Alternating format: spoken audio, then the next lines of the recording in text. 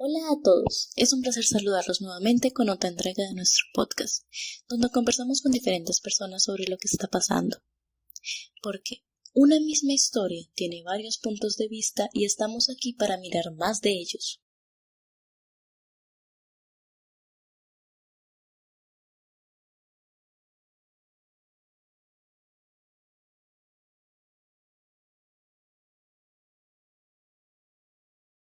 El día lunes 19 de agosto del 2013 empezaron las protestas con un cese de actividades por parte de los campesinos.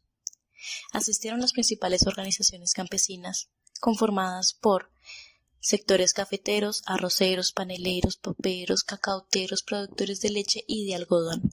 Los mineros, artesanos, transportadores y trabajadores de salud también estuvieron presentes. Se pudo ver al sector educación y a los estudiantes con el respaldo de centrales sindicales y de las organizaciones populares. En Colombia 14 millones de campesinos viven en la pobreza y más de 1 millón de las familias campesinas carecen de tierras. En esas movilizaciones se expresa además la protesta contra la privatización de los servicios de salud y de la educación. Se registraron 5 grandes manifestaciones en Bogotá y en 30 de los 32 principales ciudades del país, entre ellas en los departamentos de Putumayo, Nariño, Cauca, Valle del Cauca, Boyacá, Cundinamarca, Antioquia y Caquetá. Se pidió llegar a un acuerdo con el gobierno por medio del diálogo, debido a que sus actividades se veían afectadas por el Tratado de Libre Comercio firmado recientemente. A pesar de esto, el paro siguió extendiéndose sin recibir apoyo alguno del gobierno ni de los medios de comunicación. Ya para finales de agosto se han unido todos los campesinos del país y varios ciudadanos a las protestas.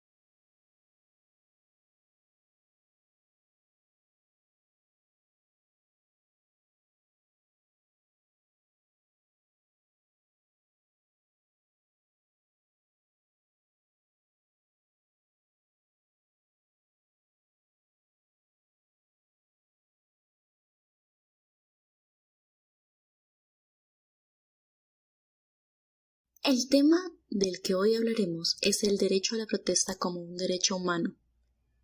Y para ello tenemos con nosotros a una representante del gobierno. Mayra, tengo una pregunta para comenzar. ¿Se están garantizando los derechos fundamentales de los ciudadanos o se están afectando de forma negativa más a un sector que a otros?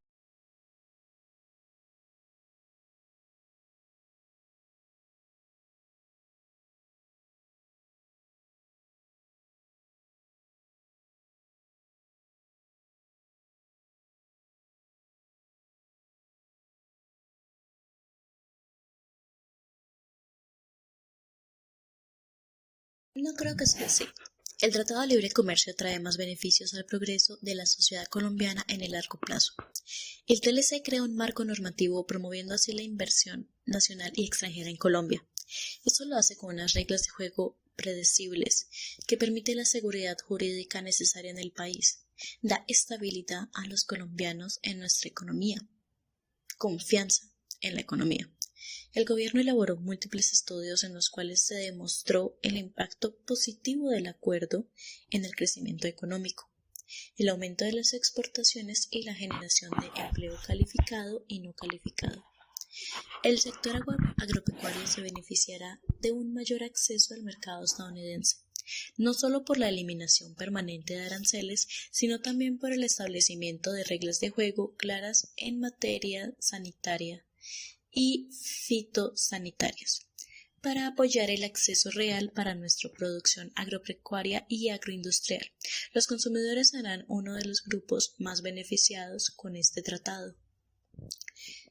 En todos los segmentos de la economía, los consumidores tendrán mayores opciones en términos de calidad y precio, con lo cual se incrementará el poder adquisitivo de los colombianos. Otros sectores beneficiados son las flores con el TLC. Se garantizará un acceso estable y libre de arancel a Estados Unidos para las flores colombianas. Este sector depende totalmente de las exportaciones y genera más de 200.000 empleos en Colombia. El azúcar es otro de los sectores más beneficiados. Ese es uno de los productos de mayor potencial ofensivo de Colombia y de mayor protección en Estados Unidos. El TLC aumentará de manera importante la cuota de exportación. Este contingente incluye algunos productos industriales con contenido de azúcar que hacen parte del programa de transformación productiva. Los productos lácteos de Colombia obtendrán una cuota de acceso preferencial para productos lácteos, la mayoría de los cuales están concentrados en quesos, nuestro mayor potencial de exportación. También tiene un peso importante en la cuota de las mantequillas y otros productos lácteos como leches saborizadas. Las disposiciones en materia sanitaria permiten materializar en el corto plazo estas oportunidades comerciales. El tabaco. Con el TLC consolidamos y mejoramos el acceso a Estados Unidos de tabaco y sus productos. En cigarrillos se obtendrá una norma de origen que durante los primeros años permitirá mezclar materias primas de terceros países mientras la flota nacional alcanza el nivel requerido. Se logró una cuota preferencial sin aranceles y una degradación a 15 años. Este producto es de gran importancia para el empleo rural, pues genera 250.000 empleos por toneladas producida y hay zonas que producen hasta 2 toneladas por hectárea. Otros sectores beneficiados son el sector textil, la confección, diseño y moda, energías alternativas, servicios, entre otros. Como vemos, el tratado nos trae mayores beneficios al interés general como el mejoramiento de la economía, más empleos y mejor calidad de vida, cumpliendo con un principio utilitarista de interés general, donde el bienestar de las mayorías contribuye al país, al mejoramiento y al crecimiento.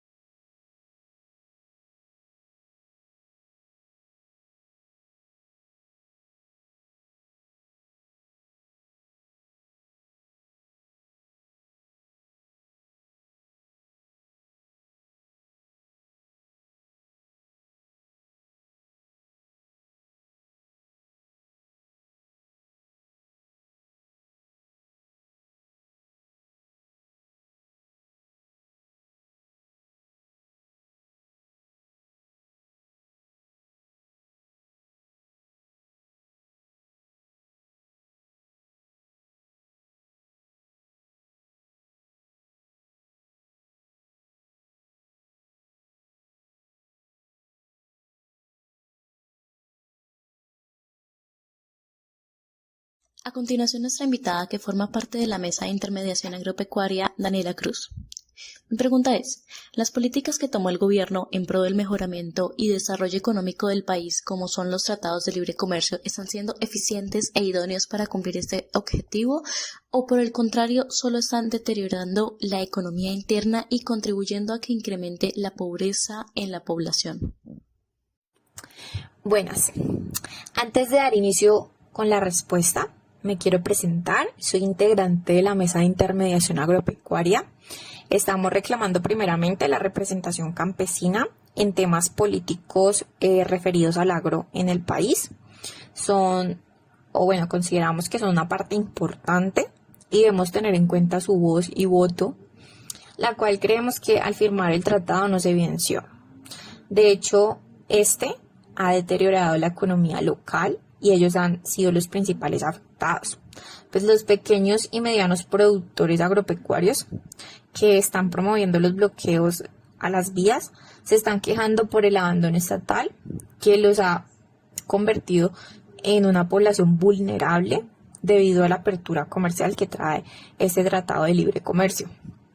Consideramos entonces que se debe mantener el bloqueo de las carreteras, ya que es un derecho que tienen los campesinos a manifestarse y mucho más por sus razones de peso. Pues la pobreza en estas zonas rurales es uno de los factores como más influyentes y también la baja capacidad de acceso de estas poblaciones a bienes básicos. Y a pesar de conocer esto, los economistas cercanos al gobierno no están dispuestos a negociar asuntos como la adopción de subsidios para estos productores, porque según ellos las reglas de libre comercio internacional no serían compatibles y hasta no llegar a un acuerdo que mejore de alguna manera las condiciones de los campesinos, teniendo en cuenta la situación de vulnerabilidad, no se levantarán los bloqueos. Tengamos en cuenta que la ira y la indignación de los campesinos al ver cómo el mismo país apoya más el comercio exterior que el comercio local genera un móvil de acción que pone en entredicho dos derechos importantes y hace pensar cuál tiene más relevancia o peso en este caso. Pues por un lado tenemos entonces el derecho a la protesta campesina con el fin de lograr mejores condiciones, porque no es un secreto que esta población vive en condiciones desfavorables, porque el Estado no está pendiente de esta población, por eso ellos afirman el abandono estatal y su trabajo y esfuerzo no son suficientemente valorados por el país e incluso con este nuevo tratado pues ponen una situación más desfavorable y se piden condiciones más justas o una ayuda económica para poder sobrevivir en condiciones mínimas. No está pidiendo de más, simplemente condiciones mínimas, porque recordemos que todos tenemos derecho a vivir bien y esto integra condiciones de salud, vivienda y dignidad humana.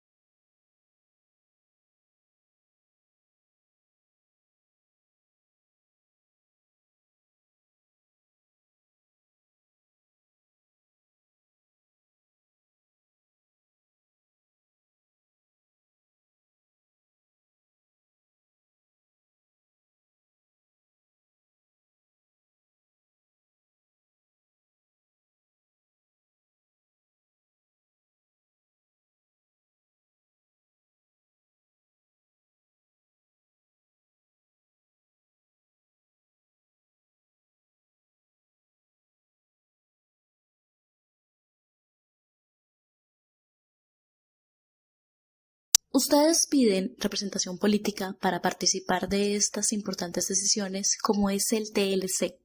Y pues lo que me dices es cierto. Es algo conocido en el país las dificultades. También piden mejor calidad de vida, estas condiciones de vida mínimas que mencionas. Y eso que dices de la ira e indignidad, ¿de verdad se ha sentido en las calles y en los mercados y en todo el país? Se puede ver cómo no hay otras formas en que ustedes puedan alzar la voz y que el gobierno se siente a hablar con ustedes. Pero por eso estamos en espacios como estos para escuchar. Nuestra siguiente invitada es Daniela Urbano. Mi pregunta es, ¿considera que el derecho a la protesta debería estar más limitado o regulado teniendo en cuenta que funciona como un mecanismo de presión para lograr un determinado propósito, pero que indirectamente en su práctica puede afectar a terceros que no son del problema? Considero que este derecho a la protesta debe estar más limitado y regulado por el mismo gobierno, ya que no es viable cuando está afectando a distintas ciudades y familias del territorio nacional que no están involucradas directamente en el problema. Y es que es entendible los factores que llevan o que motivan a los campesinos a protestar, pero que no son suficientes para explicar la protesta en sí, porque ya han ocurrido otras circunstancias de crisis agraria e incluso muchos de los problemas de este sector son estructurales, pero no se habían presentado protestas de esta gran magnitud. Es importante recalcar que pues, la economía de un país no solamente se basa en la interna o en la economía local, sino que es fundamental realizar un comercio exterior, por lo que el gobierno implementó las medidas que creyó necesarias para el desarrollo económico, y esto lo hizo mediante tratados internacionales, como en este caso el del libre comercio. Teniendo en cuenta que se realizó el trámite correspondiente y participaron los entes encargados de estas decisiones, debemos brindar seguridad jurídica al tratado, acogiéndolo en el ordenamiento jurídico e interpretándolo según las normas constitucionales vigentes. En resumidas cuentas, es preciso limitar el derecho a la protesta. Este no debe provocar un daño más grande e ir en contra del bienestar general. En este caso, la mayor parte del territorio nacional se vio afectada por las protestas que condujeron a bloqueos, marchas, y se estima que participaron más de 200.000 personas que afectaron la movilidad y que esto llevó también al desabastecimiento de productos de primera necesidad en las ciudades, ya que impedía que la comida pasara de una ciudad a otra, e incrementó también los precios y también hubieron enormes pérdidas económicas para distintos sectores, además del sector agrario, que es el principal afectado con el tratado, lo que realmente incrementó el problema base o principal que estaba en negociación. Y es que Colombia debería tener como propuesta el principio del liberalismo utilitarista, ya que, aunque es importante la felicidad de los individuos, tiene más peso la felicidad o el bienestar general, porque si es necesario sacrificar algunas libertades o derechos para obtener este bienestar general, que en este caso es sacrificar el derecho a la protesta para tener más peso el derecho a los alimentos de todo el territorio nacional, del bienestar en general, esto se consideraría moralmente justificado en este caso. El Estado se debe encargar de hacer las distribuciones de bienes necesarias para lograr este bienestar general. Por lo que con el tratado también estamos buscando eso, un bienestar general que ayude al desarrollo económico no solamente de un sector, sino de todo el territorio nacional.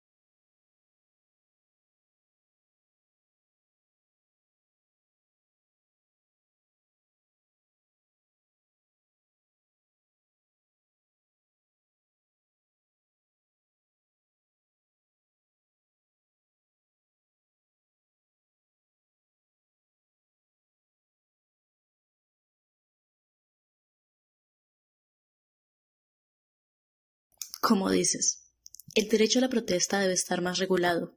Dices tú, por todas esas afectaciones causadas a los demás y reconoces que tienen fallas estructurales en el sector campesino. Resaltas algo importante, que es la importancia de las relaciones internacionales para un país, más aún las de comercio. También quiero hacer mucho énfasis en esto que mencionas del bienestar general, partiendo del principio utilitarista. La felicidad de las mayorías importa para lograr la felicidad individual.